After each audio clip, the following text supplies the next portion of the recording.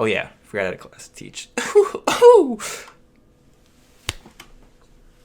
What's going on, my peoples? It's your boy Zab. It's Thursday, 7 p.m.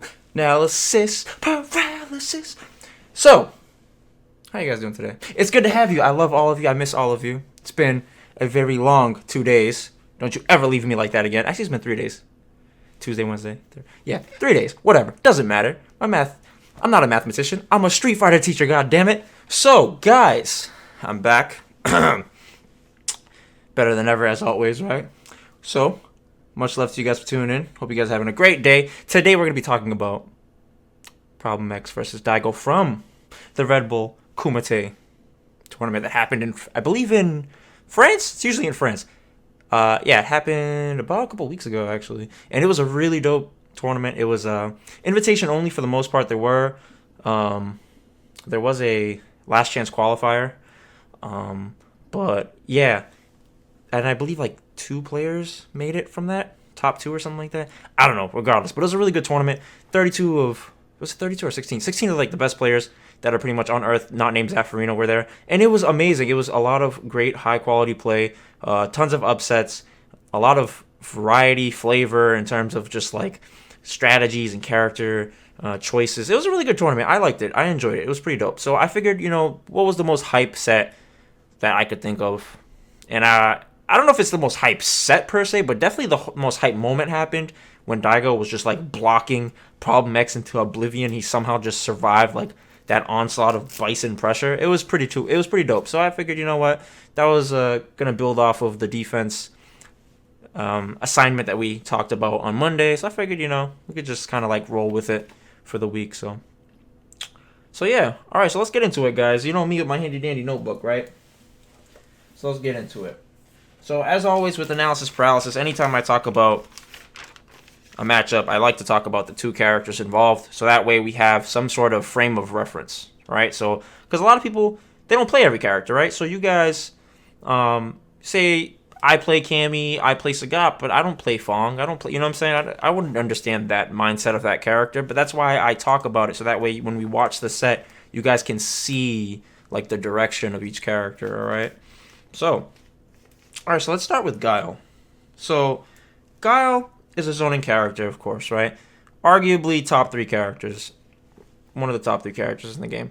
Primarily because of his ability to go from defense to offense on a whim, and he's just as deadly on both sides of the spectrum in Street Fighter V. Because for the most part, the game is pretty much offensive. So there's not like too many characters I can think of that can play on both sides of the fence, right? So you have Cammy, who can play offensive or defensive. Guile is one of them. I would say Karen is one of them, but she's definitely not in the same tier as those other 2 that I've mentioned. Akuma is another character that can play offensively and defensively because of Fireball. If you have a Fireball and you have great offense, you're probably going to be a top tier character, in my opinion. All right, so Guile's goal, per se, is that he's going to want to establish like a Fireball obstacle course, and by doing so, he's going to force the opponent to basically choose how they're going to want to navigate them, all right? Or not navigate them. You can just sit there all day and block, I suppose, right? But at some point, they're going to have to make a choice, and the choice is, how am I going to deal with this Fireball? Now, Guile's going to want to position himself at certain spacing so that if his opponent were to block a Fireball, that he would have enough advantage to potentially capitalize on the movement and still be able to flash kick, still be able to anti-air, punish, or whatever, okay? So, but inside of that goal, he also has these like small little, smaller objectives, such as mixing in his offense, because if you can go from zoning to offense, you're more likely to put your opponent on tilt, because they are expecting you to play a certain way, but then all of a sudden you're not, all right? So that is what makes Guile very effective, all right? So as in terms of the pros of the character, he has a strong zoning game, and by that I mean that he has Fireballs with amazing recovery. Even if you were to anticipate it, sometimes you're still not fast enough to punish it, which is kind of scary, because then it makes your opponent have to be that much more on point with punishing it, okay? So we have that. He also has consistent anti-air tools. He has crouching medium. He has crouching heavy punch. He has stand medium kick. He has flash kick. He has What else does he have? He has Sabot Kick can actually anti-air. That one's actually pretty funny. Back Fist can anti-air. Back Fierce can anti-air. He has like a plethora of options. He can fireball your neutral jumps and you land on it. You know, like he has tons of choices. He can forward light kick. He has a lot of variety, so he can cover so many different angles, even though he's a charge character. All right. So there's that.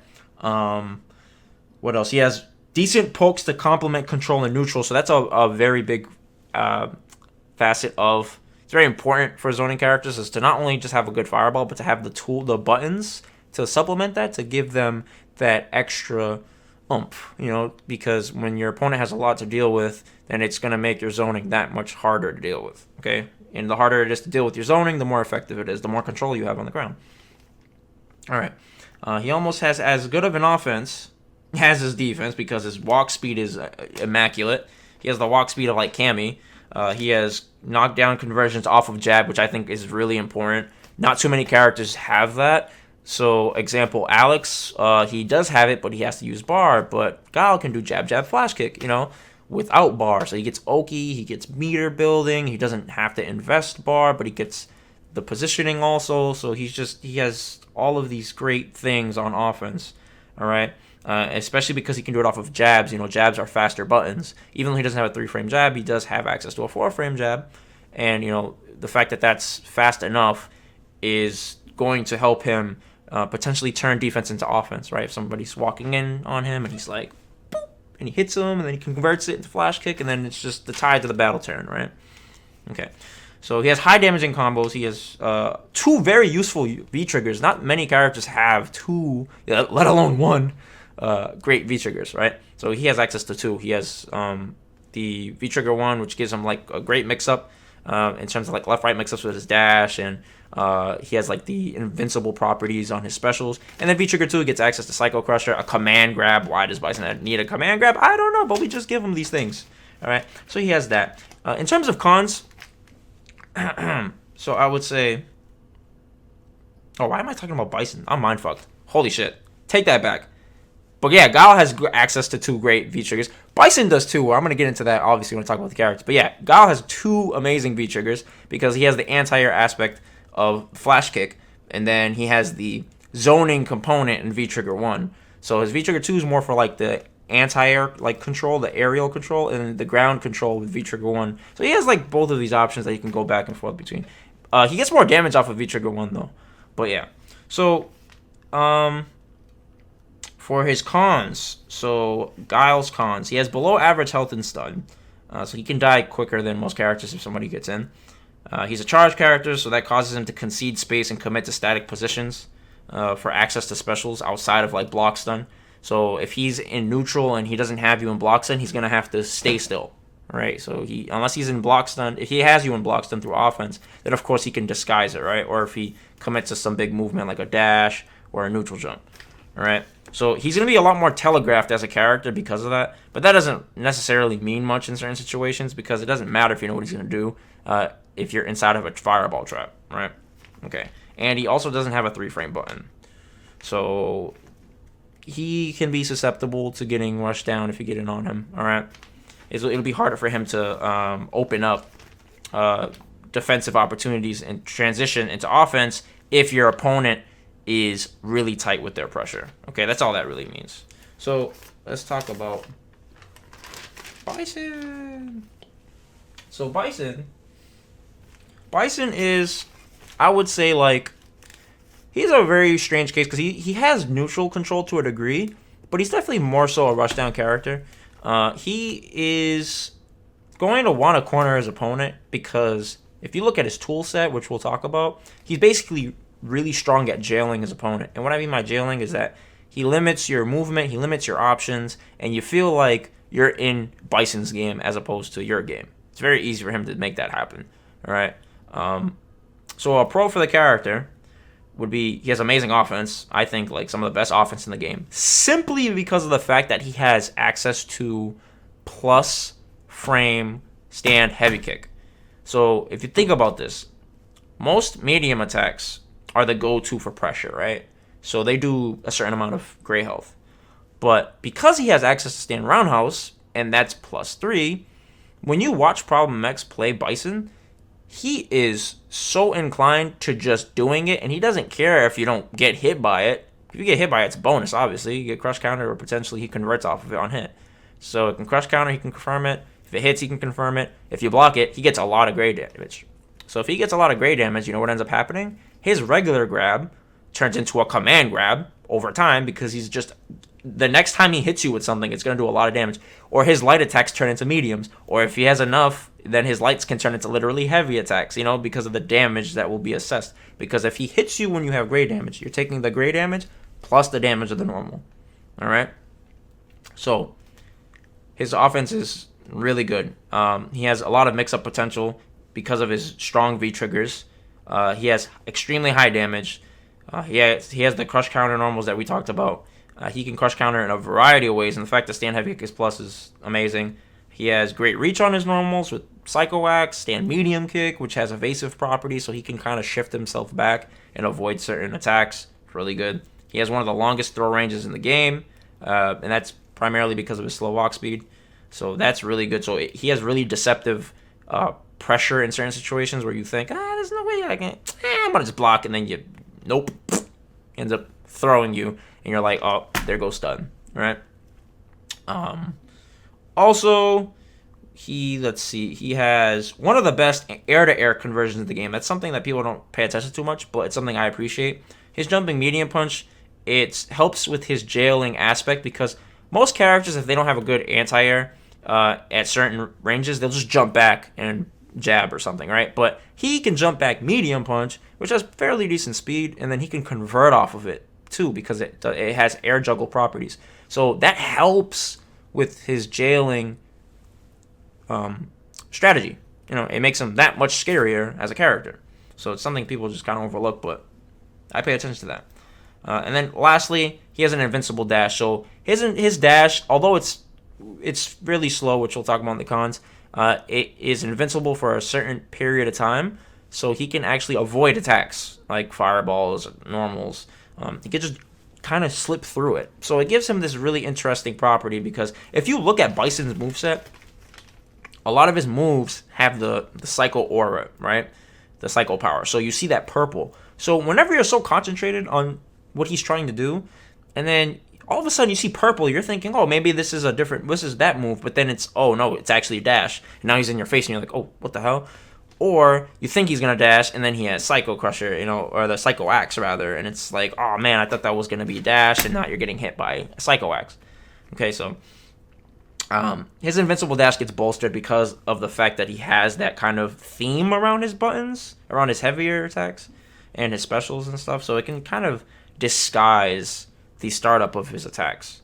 Okay, so even though he has slow walk speed, he can make up for it by just blending together his tool set.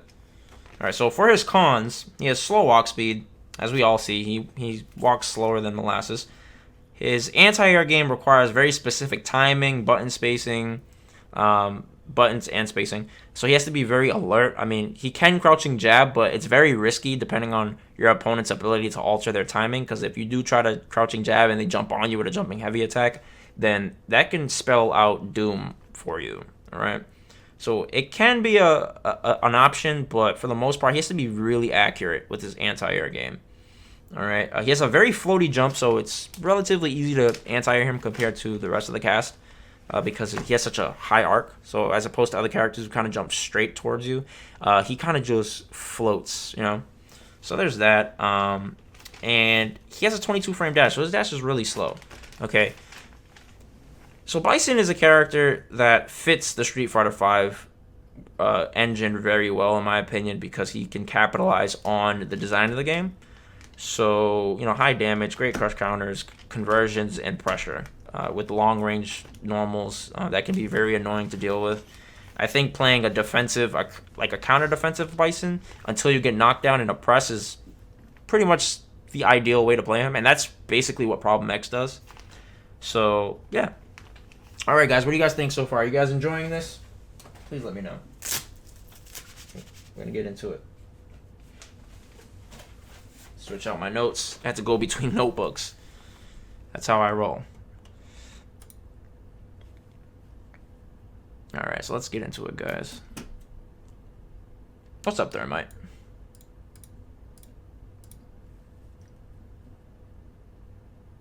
Alrighty.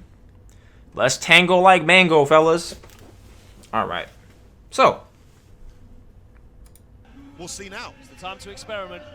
So here we are, losers final Fujimura. I'm gonna put this down a little bit so in the moments that I'm not talking, you can kind of hear it, but of course I want to talk over it, right? Daigo Umehara. We are the Redbull Kumite 2018 here in Paris. Myself, Logan Sama, F words. Alright. Here we go. So let's watch the opening game. So let's see.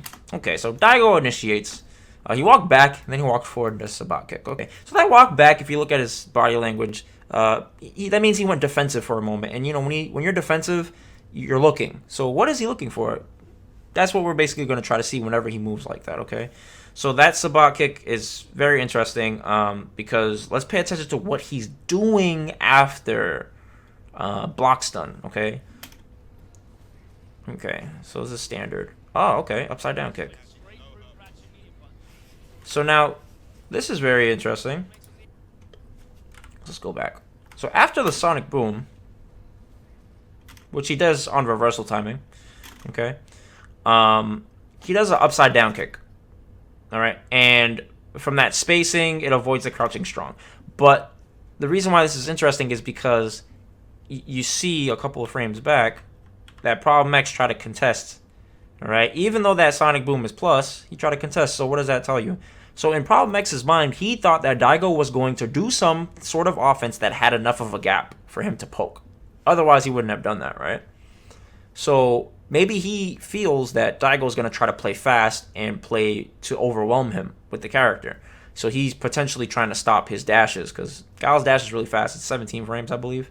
It's really fast. So he is, even though he's in plus frames, remember we talked about that players try to, when they initiate offense, they either try to keep it tight or they try to leave gaps so that they can initiate. Well, they don't want to leave the gap, but they have to because if they want to walk up, that means they're not attacking anymore, right? Or the attack won't be as effective as if they were to, say, be in throw range, okay? So you see he does the upside down kick, and he basically whiff punishes this, okay? So this is good. So he's basically seeing at the same time, like, okay, Problem X is not doing a delayed jab, because a lot of people like to delay jab after block stun, because they think, oh, in case he dashes, he'll just dash into this. It's like the Fudo trick. Fudo likes to do walk and delay. He does walk back and delay jab in case people try to, like, dash up on him during their plus frames. So then he can just potentially convert it into something, okay? So we see this. But you see that? It's interesting. You see Daigo do the walk back and walk back. He walks right back in, see? And he goes for offense. So he, like, confirms during that period of walking back what's going on the screen. Oh, I don't see Problem X is committing to anything. Okay. And now this. So you're going to see Daigo doing a lot of block stun into Sabat because Sabat's evasive properties. It's such a good button. I think it's one of the best buttons in the game. It's one of the better unique attacks. Definitely. Because of the fact that he can control the direction of it. And it's only -2 on block. It can crush lows for God knows what reason. And has a really good hitbox. Alright. That was awesome. So, what happened there? So, Problem X is negative. Alright? So, this is kind of the inverse of the situation with Daigo doing the fireball. So, Daigo was plus when he did that fireball, right? That we talked about, and Problem X still did crouching strong. And now you see Problem X is negative, and he still does a crouching strong. Immediately. So, it's possible that if we were to play Problem X, then we could say, hey, whatever he shows me on positive and negative situations, he probably shares that same philosophy on the other end. You see, because he also contested right here, even though he was negative. Because in theory, obviously, if your opponent's plus, that means you're negative, right? And if your opponent's negative, then you're a plus. So it's the same thing, right? But it's just that he put himself in the negative situation. It wasn't Daigo's fireball. It was Problem X's fireball that made him negative. Okay? So Daigo goes for the patented flash kick. Okay. Very important. Okay. So the V skill is very important for Bison because it's going... If he ever absorbs, it has enough hits to actually go through EX Boom. So this is a very dangerous tool for Bison. It's really crazy. So you'd think like a EX would beat it, but he actually can go through for some reason. There's like a third hit, some phantom hit that just hits. You'll see it in the set. It happens. But this is very important. So Daigo, like as a zoner, you want to alter your timing of your fireballs, all right? So that way you're not predictable, and that way he can't absorb it, which is basically what happened right here. That's why it was so slow. Problem like seen it and thought, oh, maybe this is fast, right? Because he hit him with the fast right before that, right? Nice. And because it was slow, it allowed Daigo to walk up and do the sweep. Okay. See?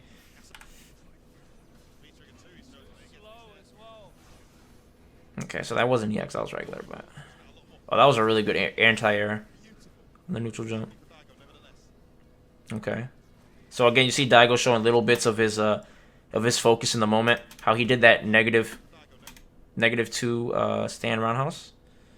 And he immediately does... Oh, it's actually -1. And he does stand light kick right after. Because if Problem X tries to contest, it'll counter hit him.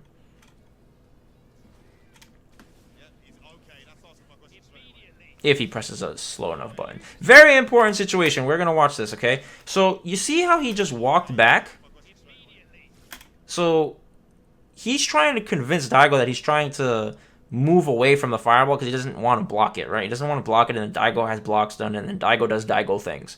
And he rushes him down off of that blocks done. So, what he tries to do is he's basically like trying to convince him, like, oh, I'm trying to get away from this so that I could potentially nullify the fireball. I don't want to be in this situation. Right? And I think Daigo forgets about Psycho Crusher. Okay? So this strategy of somebody walking back and then flinging forward, we call it top rope. It's a term phrased by my good friend Kaizen Master, where basically like in wrestling, you have somebody that goes against the ropes and then they launch forward. That's basically this type of tactic. People do this. Fei Long players did it in 4.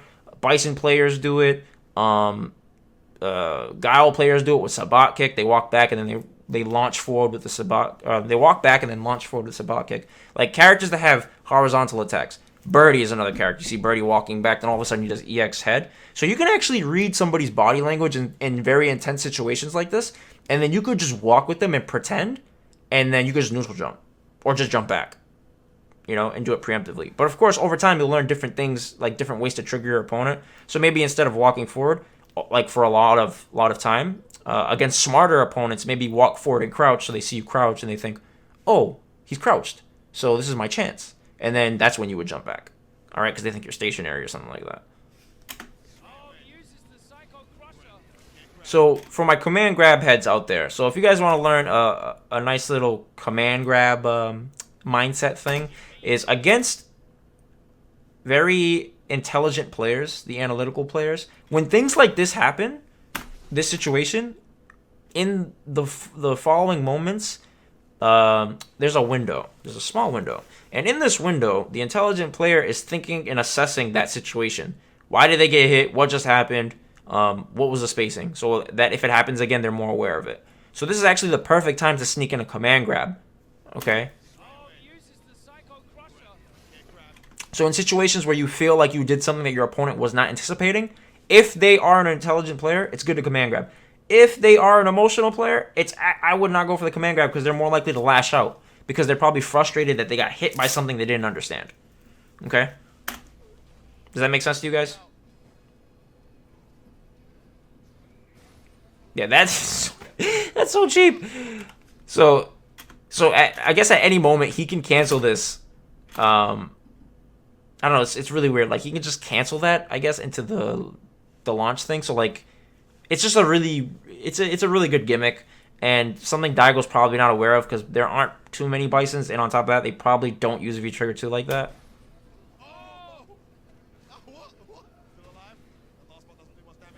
Nice. So he's taking advantage of Daigo's patience. But you see that? After the first crouch, he walked up, crouched, nothing. Walked up, and this time he did something immediately when he crouched. Alright, and he countered him.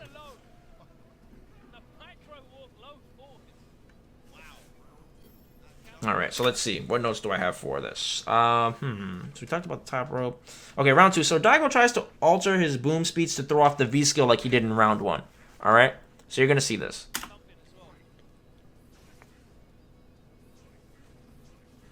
Oh, see? So right there, like it's gonna be so hard to show it, but pay attention to this, that first boom that happens. Not after this, it's this one. See, that was slower, and then the next one was slightly faster. That shows you Daigo was trying to counter hit that specifically. But he did the medium boom. He didn't do the heavy boom. He did the medium, because the medium is the in-between one, where it's just awkward enough timing to throw you off.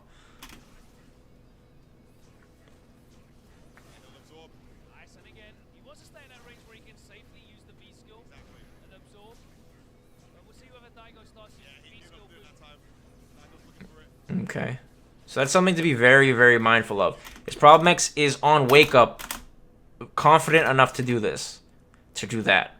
And he actually does it several times against Daigo. I don't know if he catches on to it, but you'll see it a couple of times.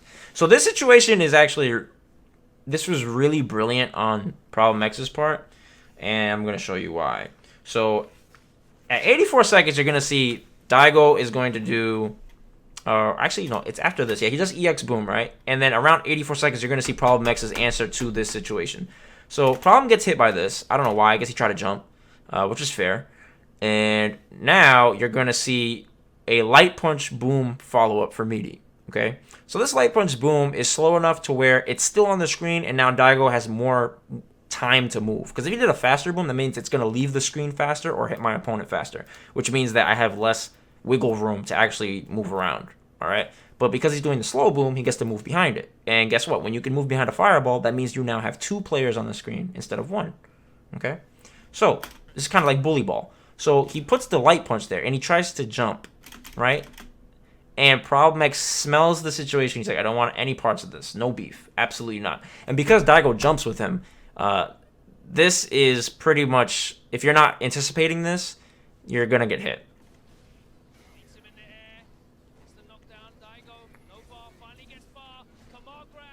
Yeah, so he got hit. This was rough. He didn't even react to it. He was just gonna do it regardless, because this is actually that target combo is -5. So he was gonna just do it anyways. But he got all of that gray health, you see, so that makes the follow-up back throw even more damage on top of it. So that's like probably like 20 damage on top of a 140 damage grab probably. Yeah. If that. So it's like probably like 150-ish, 160.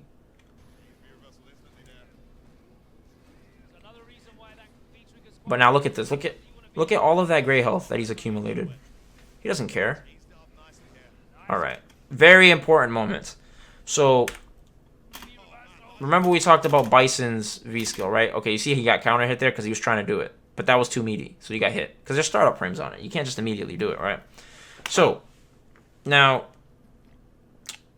when you have a player like this, right, that has a V skill that absorbs fireballs, it might tell your opponent, like, oh, he's in a fireball mindset, right, because he's absorbing my fireballs. It's different for Bison because he can actually throw another fireball after it. But let's say like Manat. Like, Manat absorbs your fireballs back-to-back or something. Then you're like, damn, maybe she's looking for fireballs. And then maybe you could sneak in bigger moves because her focus is on other aspects of the fight. But with Bison, it's different. Because he has the V-skill fireball, it's a very threatening situation because he can follow it up with pressure, like his Psycho X, because it's so far, and then he's plus, and then he's moving forward. It's just a whole bunch of bad things happening, right? And then Daigo would have to decide to use his V reversal, which isn't a bad option, but maybe he doesn't want to use it, right? So Problem X does this so many times. If you guys ever watch my analysis of Evo when he played against Tokido, you're going to see, like, this is one of his tactics where he V-skills your fireball and he wants you to jump. So he just sits there and waits for you to jump because he knows that the counter for this type of behavior, like when somebody sees him absorb, they're anticipating that he's going to release. So this is why you see Daigo jumps immediately afterwards. See, he doesn't do anything, and he just walked up and crouched. And remember what I talked about. Crouching can trigger things in people. Right? So you see that. Again, show you guys again. V-skill walks up. Well out of range of anything. and he does this. All right. So he just triggered Daigo's jump because of that. All right.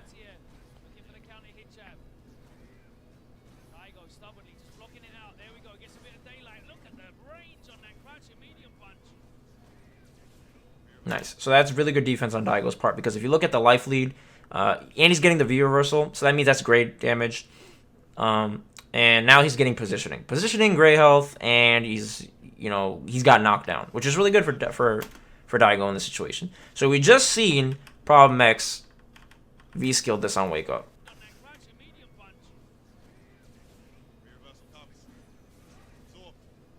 And you see what just happened? He absorbed and he baited his jump again. But this time Daigo does like a jab, because the jab is a fake. Like, hey, there's fireball. And then maybe you're going to think he's going to fireball. Maybe you think, oh, I anti-aired Daigo in this situation before. Maybe Daigo's going to adjust. Nope. Daigo's a stubborn creature. So he's like, I'm going to figure out other ways to do what I wanted to do. That's how you basically beat Daigo. It's just you have to figure out what is he doing. That he's trying to sell you the idea. Like, what's fake? And then you're like, I know what's really behind this is this. And then, boom. See? Jab, and he jumps. And he dies.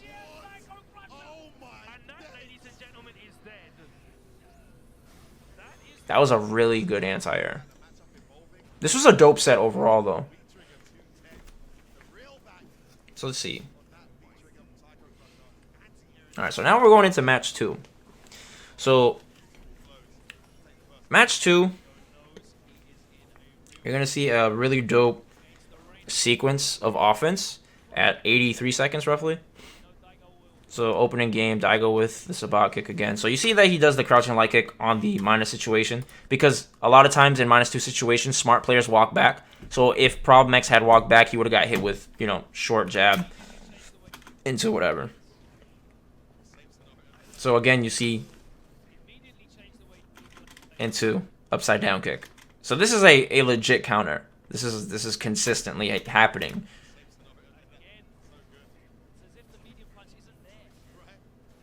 Nice. See? So he's anticipating another fireball in that situation. Which I don't even think Daigo had, oh, yeah, he would have had charge, possibly. If he did it immediately. Nice. Now watch this. This is really, really sick.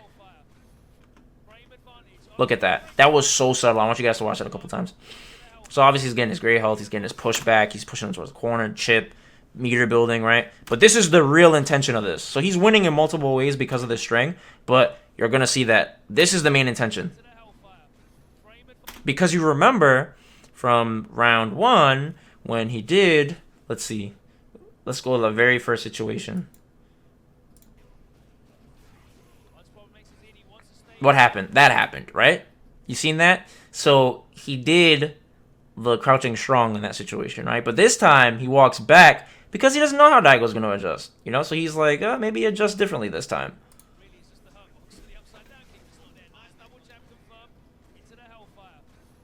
Walks back, see? Boom. But he has the charge, so it's something that he can easily react to. Because all he has to do is just do a back and a forward. Like, just forward, literally. He doesn't have to do back because he's already holding back, So it's much simpler in theory and in execution than doing a DP motion or a super, because he has to commit to something. But right there, he's already doing half of the input. It's just a matter of doing the other half, which is a simple forward and button together. All right? All right. So that was a good jump in. I don't understand why he did the blast, though. That was really interesting to me. Maybe he... Oh, you know what? I think he possibly was anticipating Sabat kick, because he did walk back like he did before, right? You see that? He walked back, and he attacked in the range. Like, so maybe he was anticipating Sabat kick, and he's just trying to blast it. Because that is a very Bison thing to do, is to attack empty space with blast, so that you can occupy it, so somebody can't just move into it, right? So it was a good jump in. Again, followed up by that crouching jab whiff that we've seen, that feint. See?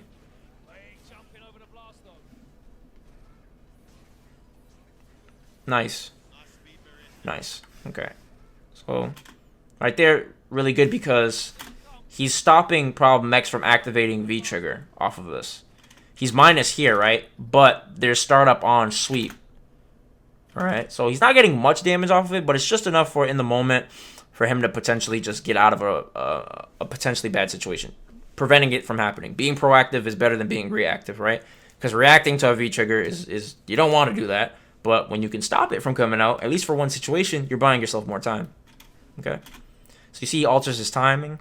He goes for the slow fireball. Problem X gets hit again. All right. So Problem X doesn't want to fall for that. He doesn't want to be in that fireball trap at all. So he just commits to this. All right. And Daigo was charging. I think he wanted to hold the charge for flash kick potentially, but doesn't have it.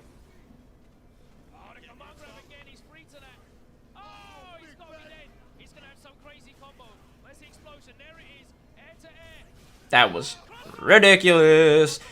If this was Street Fighter 4, it would be so much easier to block. But it's just because we haven't seen it for 3 seasons that I think it just throws people out. They're like, what is going on? Like, what is this? You know? So, yeah.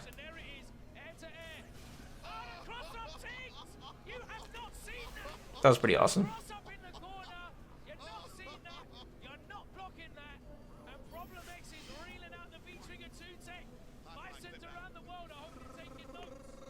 Alright, so let's see.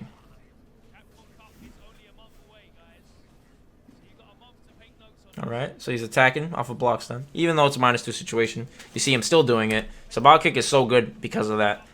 Just off of that simple utility, like, he's negative and he's still attacking. Because it's so hard to deal with. See?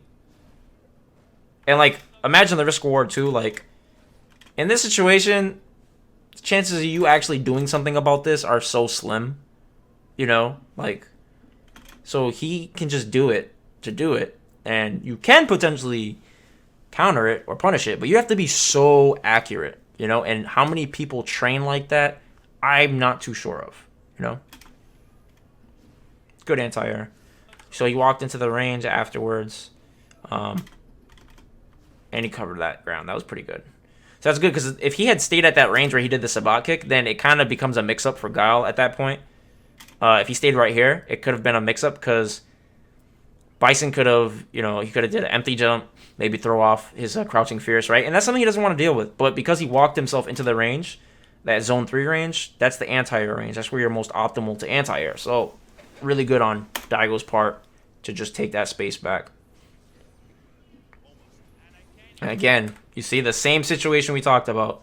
V skill, he just makes him jump.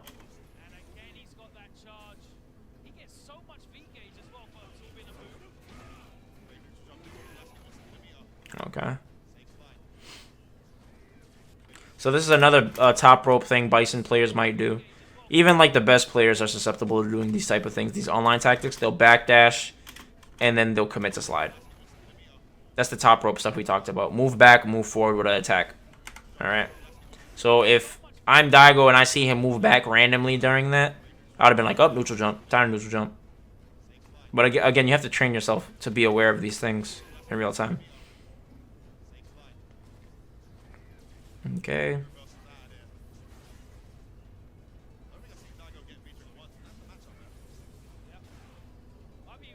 Trade. Nice. So, very simple situation that happened here. This is going to allude back to what we talked about on Monday. So, defensively speaking, this is a bad situation, right? Because Bison's +3. But Daigo understands that Problem X knows that Daigo's aware. It becomes this ridiculous game of Daigo knows Problem X knows Daigo's a smart player. So Daigo knows Problem X knows that Daigo is more likely to be patient because Daigo knows Problem X knows that Daigo knows that he has the health lead. So he doesn't have to take as much risks, right? So that's why he can block this normal, and he just committed to that. Because you see what Problem X tried to do? Problem X didn't try to he didn't try to immediately pressure him again. He tried to walk up afterwards. See, he tried to walk up. It's very subtle. It's so hard to see it, but if you can train your eye to see it, you'll see it. Alright? Let's see. I'm going to do it frame by frame.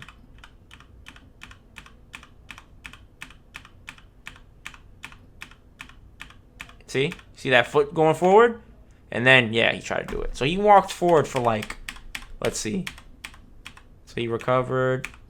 All right, 1, 2, 3, 4, 5, 6. So for like 6 frames, he walked forward and then he tried to do roundhouse again. And then he got clipped. But had he just like, you know, committed to maybe a string, it's possible that... Nah, actually, Daigo would have probably still blocked it. Because if he had gone into a string immediately, Daigo was within that 3-frame like window, he wouldn't have got hit. He wouldn't have. Because he saw him move forward. I don't think he reacted to it, but it was definitely like enough of a delay to take advantage of the fact that had Problem X gone into a tight string, he would have still blocked. So Problem X would have to do some really funky frame trap to catch the timing of his delay jab. So it worked out. It worked out really well. Alright.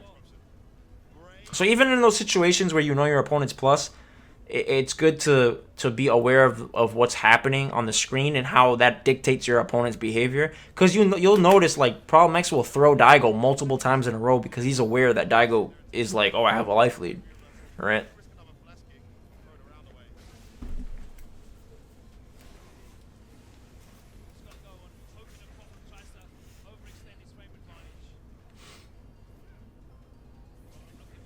Nice. So that's a tactic that charge characters will use where they'll charge during their big moves.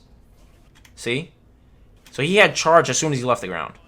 So he just pressed up and went immediately down. And he got the charge back. So if you are a charge character, I'd recommend you learning how to implement something like that into your tool set. I know Alex players do that a lot.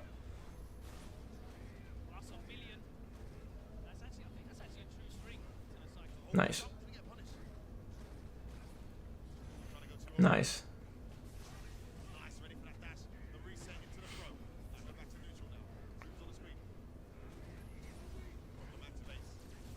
Nice.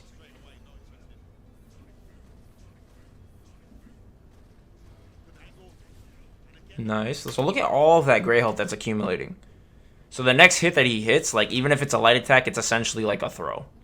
Alright, so that's why it's really good to take advantage of gray health if you can. But of course, there is the risk because you're helping your opponent potentially build the V-trigger bar faster. So if they build their V-trigger bar and they get all that gray health back, then that definitely sucks. But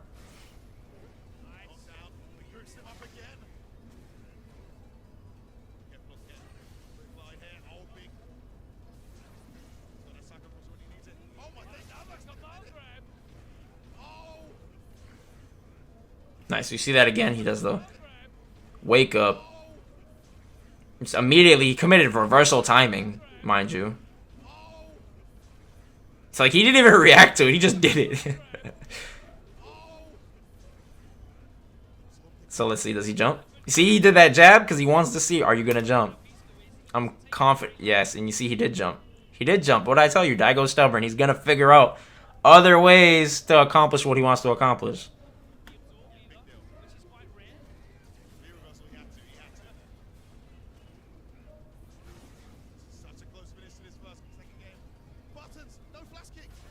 Nice. Okay, so we're going to rewind this defensive situation a couple of times.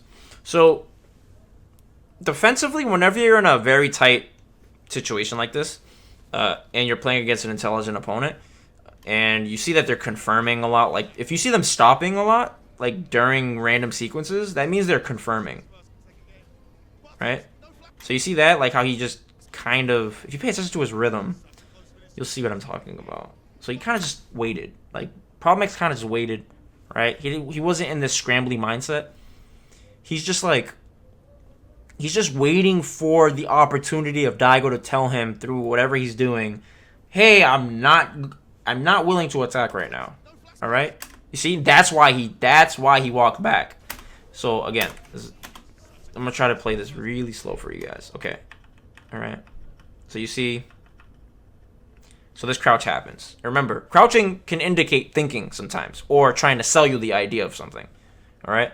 So he waits, he blocks. Okay, so he's waiting for some sort of permission to start moving. That pushback was kind of permission. He gave him a slip. He's like, here, you can go on the field trip of walking back to this range, okay? So he goes on this field trip, and he sees Daigo crouches, and that's his permission to dash forward. See? Remember, that's how you sell the idea to people. So he just used what Problem X did against him, against him.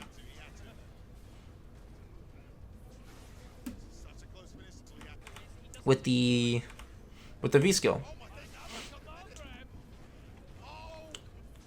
See? And he crouched. And then nothing happened. And then he jabbed, so he increased his activity a little bit. Because he wants to sell him, like, hey, aren't you going to do something? And then nothing happened. Right?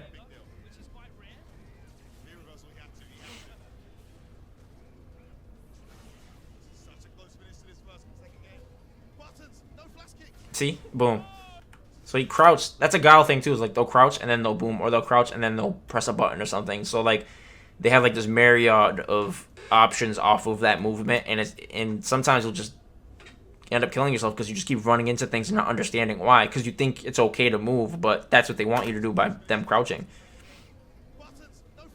See? Boom. Problem X sees that.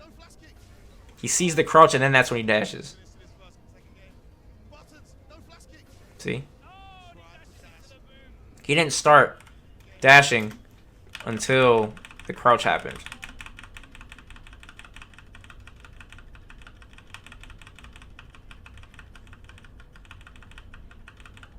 See? He sees it and he says, oh, okay. And he tried to dash, but he got hit on startup.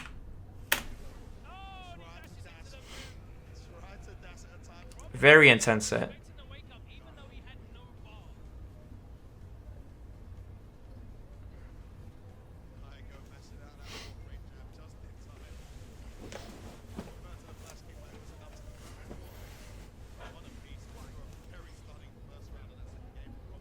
Alright. Nice. Good anti-air. Problem X again ready with the V skill. Nice. So Daigo stops jumping now. So maybe Daigo's caught on. Nice. Good punish. And like we talked about from Monday, like top players will take the throw in mid-screen situations like this because it's very difficult for you, the person initiating the throw, to make some sort of offense off of it that's like, oh my god, I want to get out of this. Alright, so he's like, I'm willing to take that throw. It's not the end of the world. I'm not near stun. I'm not going to be dead. I'm not in the corner, you know?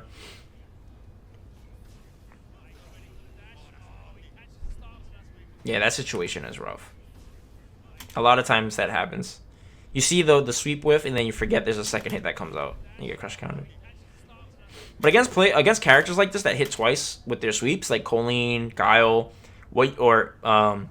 Abigail is another example. What you can do is if you see it, you can just neutral jump because the animation is so long that you can get a jump in combo basically off of that, like as a punish. But you'd have to train yourself to react in that appropriate manner. So Daigo could have done Crouching Fierce after this. But I think he was just discombobulated mentally. So you see this is 2, this is 3. So he grabbed him 3 times in a row. Oh, that was so cheap.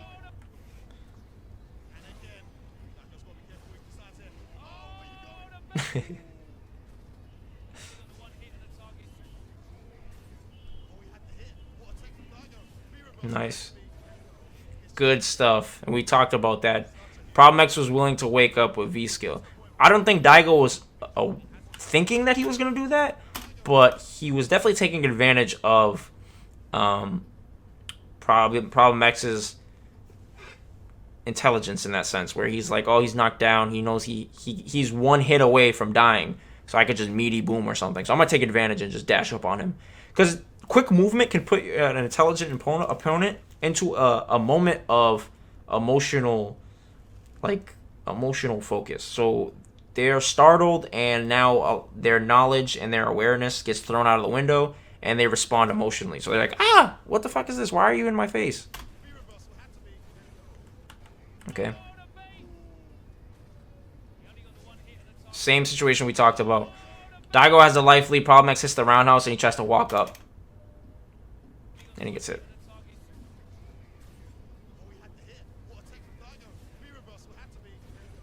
Nice.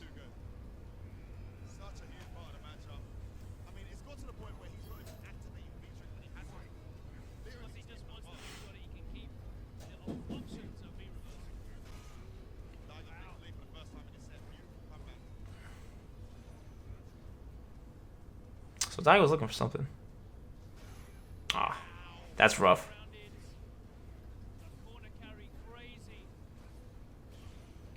Nice. So he caught him on the response. So again, so we've seen it again. He does the blast and he commits to some sort of counter. He's just aware. Really good air to air.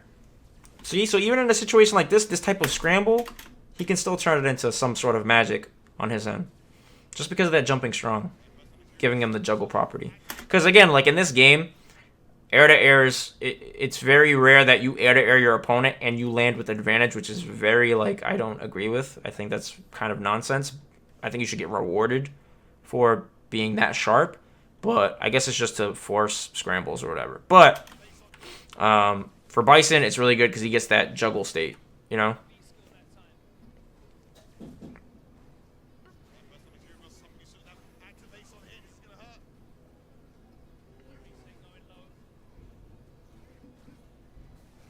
Nice. So again, you see how he's playing this mind game off of the blast block stun?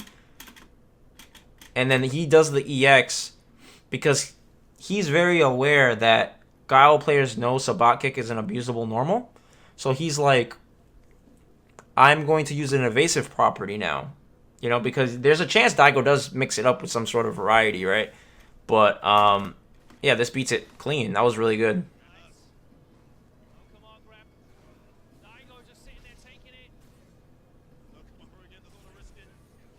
Nice. Again, you see that top rope that we talked about? He moved back, and then he launched forward. So he's plus there, yeah. So because it's hitting later in the active frames, he basically takes advantage of the plus frames. And Daigo, probably not aware of it. He's just like, eh. And I think he did a delay grab, actually, and that's why he got hit. Because he was standing.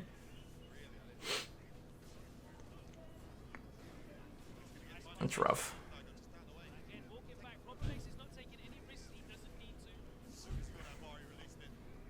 Nice. He was trying to bait out a flash kick right there. Because he sees that Daigo had charge from this moment.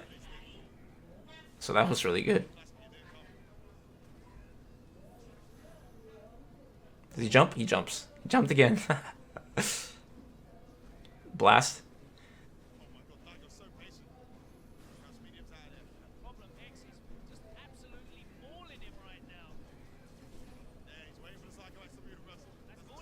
Nice. Good backdash, good backdash. It's very unlikely that Daigo is going to do anything like that's going to amount to some insane amount of damage here. Because he doesn't have super. So when he does this, he's willing to jump back. Even if he gets hit air reset, it's like whatever. You know?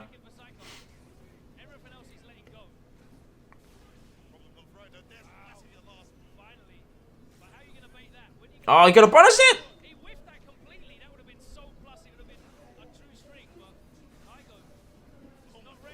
Nice.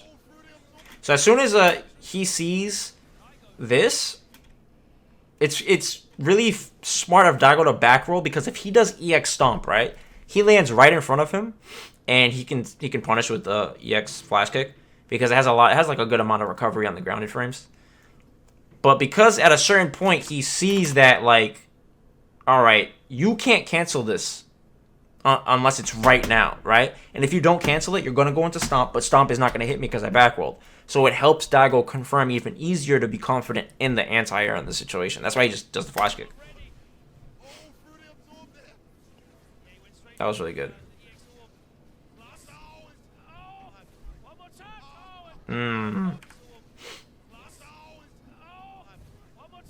That's good. So he does like a shimmy backwards. After he moved forward, he just shimmy crouched and moves back though. See? So he just moved back. Because he's still blocking. He's still moving, but he's blocking. He's moving away though. So it's just enough movement to make Daigo twitch. And then this is the best match. This is by far the best match.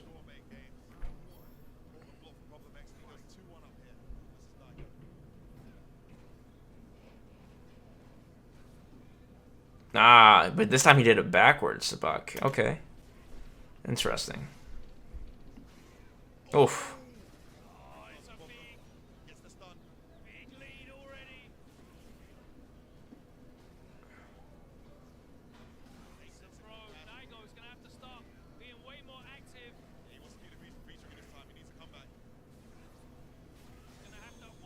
Wow. And Problem X is at set point now. Daigo with a deep breath. Problem Daigo's heart rate is like losing himself.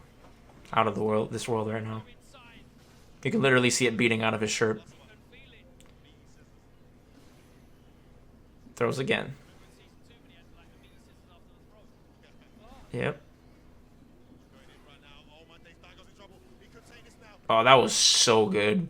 So he does that to catch a potentially delay tech. That was really good. So he does the button as a frame kill to make it look like, oh, I'm frame killing into some sort of action, right? I'm gonna throw or whatever. But he does this to really just go for that, and Daigo gets hit. Daigo's just gonna commit to blocking in that situation, but he gets hit because he was crouching.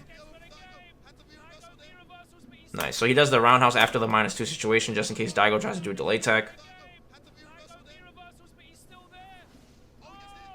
Yeah, I think if he got hit, he might have been stunned.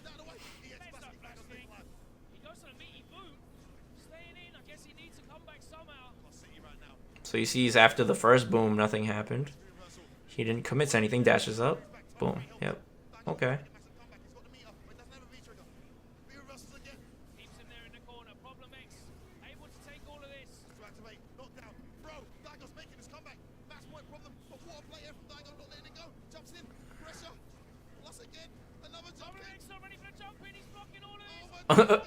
That was really good. Ah, he could have killed if he did sweep. That was really good. Just in case he tried to V-skill it. Again, remember what we talked about from the first match. That top rope situation, right? And he did it again. He did it again. And he got hit.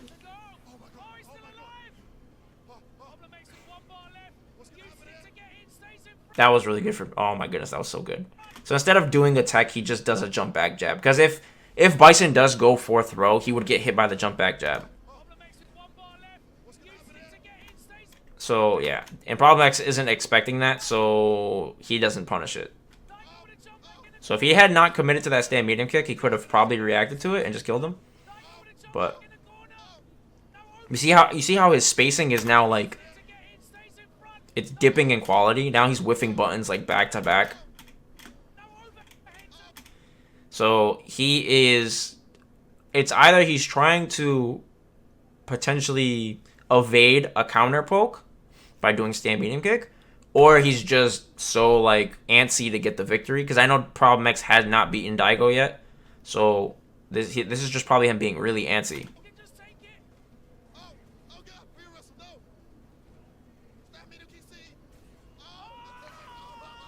Nice.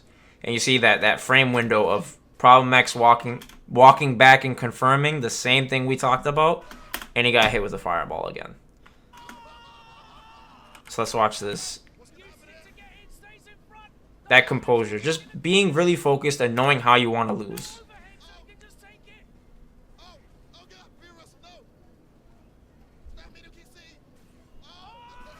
All right, because if you just only focus on winning in situations like that, then you're not present-minded, and you can be susceptible to losing control to your emotions, and then you might panic, you might delay tech just because your opponent's next to you, you know. But Daigo's just very alert, very stubborn. He knows how he wants to lose, and that is so important for a player, man. You can't just focus on winning all the time. You have to understand, like, if I'm going to lose this situation, it's because I did this, and I committed to this because I feel like I can win because of this. All right?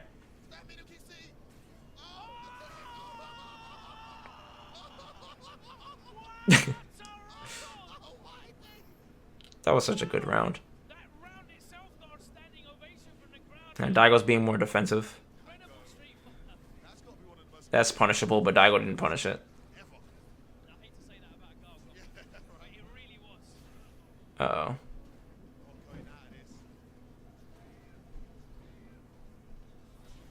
Nice. See, that's the thing about his V-skill that's so deadly, is you forget he has it because he hasn't used it in a while. You have to be very mindful of it.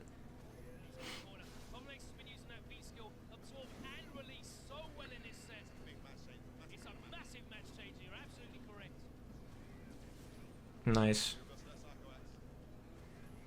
That's such a Guile thing to do, and I think that's what Daigo was getting blown up for. This is ridiculous. Look, this is absolute optimalization.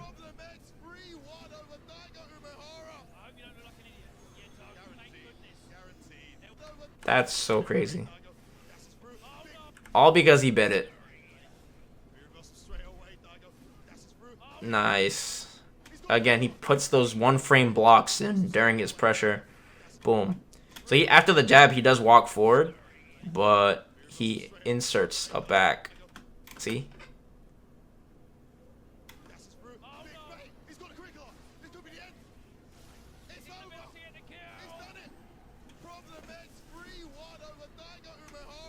That's so crazy. Bodied. Bodied. Jesus. So, guys, what'd you guys think? Let me know.